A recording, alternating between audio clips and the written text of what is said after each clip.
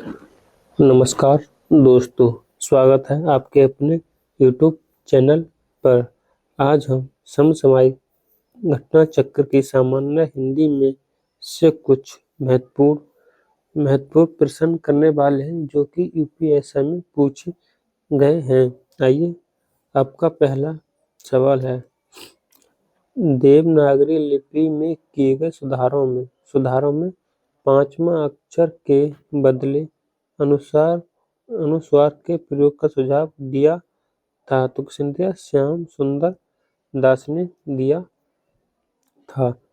प्रथम राजभाषा आयोग के अध्यक्ष थे बाल गंगाधर खेर यानी बीजी गिर कहते हैं। अगला, संसदीय राजभाषा समिति की सिफारिशों पर आदेश देते हैं भारत के राष्ट्रपति। अगला, विकास की दृष्टि से अपभ्रंश की पूर्वकालीन अवस्था का क्या नाम है? तो सही ऑप्शन बी प्राकृत। इसका सही क्रम क्या है? पहले संस्कृत के बाद पाली के बाद प्राकृत पाली के बाद प्राकृत के बाद अपभ्रंश के बाद अपभट्टी सही क्रम है। अगला, अपभ्रंश भाषा का काल है 500 ईस्वी से 1000 ईस्वी तक। अपभ्रंश में स्वर मौजूद हैं कितने? 8। अगला,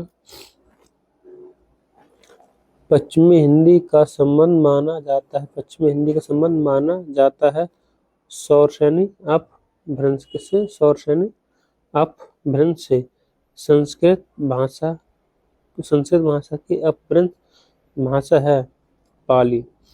अगला,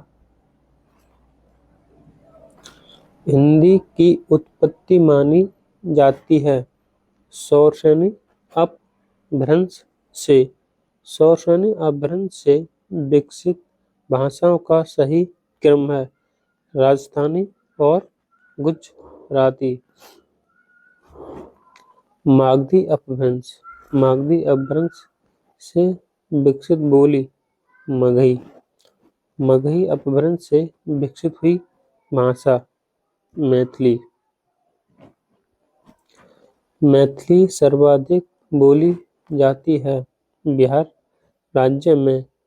मागधी अपभ्रंश से संबंधित भाषा है बंगाला। यह त्रिपुरा राज्य की राजभाषा है। त्रिपुरा राज्य की राजभाषा है। अगला, मैथिली का संबंध माना जाता है मैथिली का मागधी अपभ्रंश से। पंजाबी भाषा का उद्गम माना जाता है पैशाची अपभ्रंश से। पूर्वी हिंदी का उद्गम हुआ है अर्ध मागधी अपभ्रंश से। मराठी का संबंध माना जाता है महाराष्ट्री अपभ्रंश से। ब्रज भाषा का विकास हुआ है सौरसेनी अपभ्रंश से। सिंधी भाषा का विकास माना जाता है प्रचंड अपभ्रंश से। खड़ी बोली या कौरवी का उद्गम हुआ है सौरसेनी अपभ्रंश की उत्तरी रूप से। अपभ्रंश